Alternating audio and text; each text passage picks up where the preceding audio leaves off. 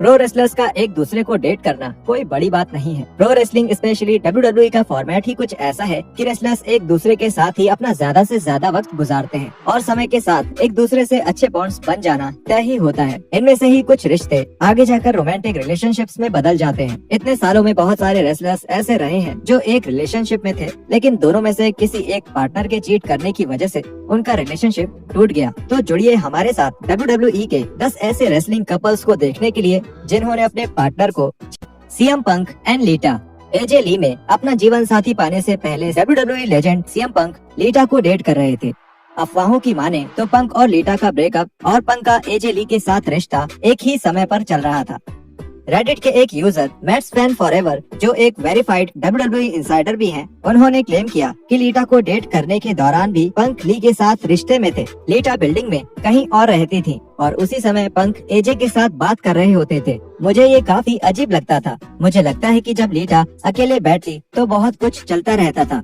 बहुत कुछ तो एरिना में हुआ। इस पूरे रोमांस के बारे में सबसे अजीब बात ये थी कि AJ अपने शुरुआत के दिनों में लीटा की बहुत बड़ी फैन थी और सालों बाद वो उन्हीं के साथ एक लव ट्रायंगल में इन्वॉल्व हो गयी, जो कोई सोच भी नहीं सकता था। केविन सलिवन एंड वुमेन, वो पुरानी कहावत कि जिंदगी भी एक कहानी की तरह ही है। 1997 में केविन सलिवन और क्रिस बेनवा के बीच एक स्टोरी लाइन में सही साबित हुई। WCW में हो रहे इस स्टोरी लाइन में नैन्सी, जिनको वुमेन के नाम से भी जाना जाता है, वो सलिवन को छोड़कर बेनवा के पास चली गयी। सलिवन और नैन्सी शादीशुदा थे। नैन्सी बेनवा से प्यार करने लगी थी और बेनवा के साथ रिश्ता बनाने के लिए उन्होंने सलिवन को छोड़ने का फैसला कर लिया। नैन्सी और बेनवा ने 2000 के अंत में शादी कर ली। सलिवन और बेनवा का बैकस्टेज रिलेशनशिप कुछ खास नहीं था।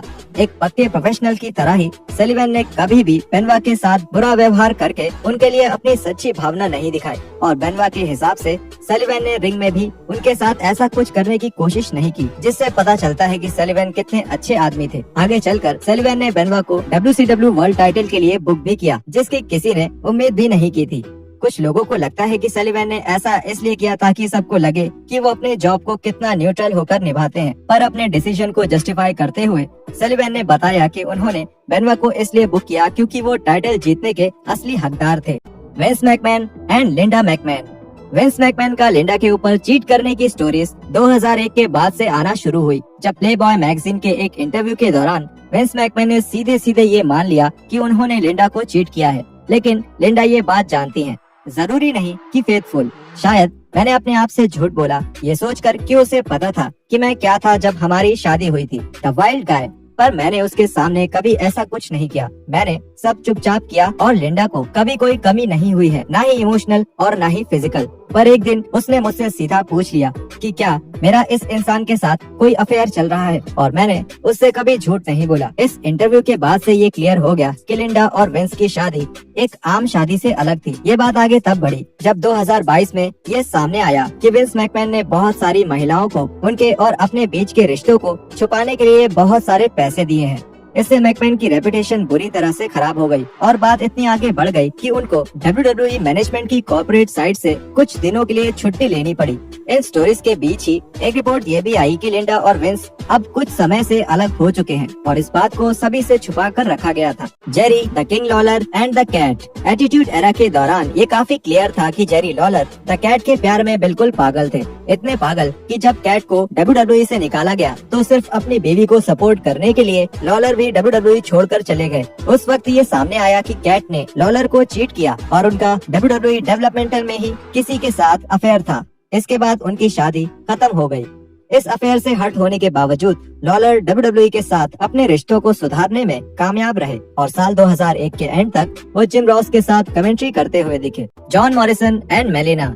जॉन और मेलिना का ब्रेकअप क्यों हुआ, इसके बारे में बहुत सारी अफवाहें फैली थी, पर ऐसा माना जाता है कि मेलिना टॉप स्टार बैटिस्टा को डेट करने लगी थी, जबकि उस समय वो मॉरिसन के साथ ही थी। समस्या ये थी कि बैटिस्टा WWE के सबसे बड़े स्टार्स में से एक थे, जिस वजह से उन पर कोई उंगली नहीं उठा था, जिसका मतलब ये था कि भले ही जो वो करे वो हर तरह से गलत हो, पर उनको कोई कुछ नहीं बोल सकता था। बहुत सारी रिपोर्ट्स के मुताबिक विंस मैकमैन ने मॉरिसन के बड़े स्टार बनने की सारी उम्मीद छोड़ दी थी, क्योंकि मेलिना के चक्कर के बारे में पता चलने के बाद उनका काम में मन नहीं लग रहा था। चार्ल्सटन पोस्ट कुरियर के साथ 2007 के एक इंटरव्यू में बैटिस्टा ने बताया कि मेलेना के साथ रिश्ते में आने से पहले ही मेलेना और जॉन का ब्रेकअप हो चुका था और जॉन को पहले दिन से ही हमारी सारी बातों के बारे में पता था। बैटिस्टा ने आगे एक्सप्लेन किया कि ये एक चीज थी जिससे लोगों को कोई फर्क नहीं पड़ा और ना उन्होंने जानने की कोशिश करी। मेलेना और जॉन उस समय साथ नहीं थे और जॉन को हमेशा से सब कुछ पता था। मेलेना शुरू से ही उसके साथ ऑनेस्ट रही थी।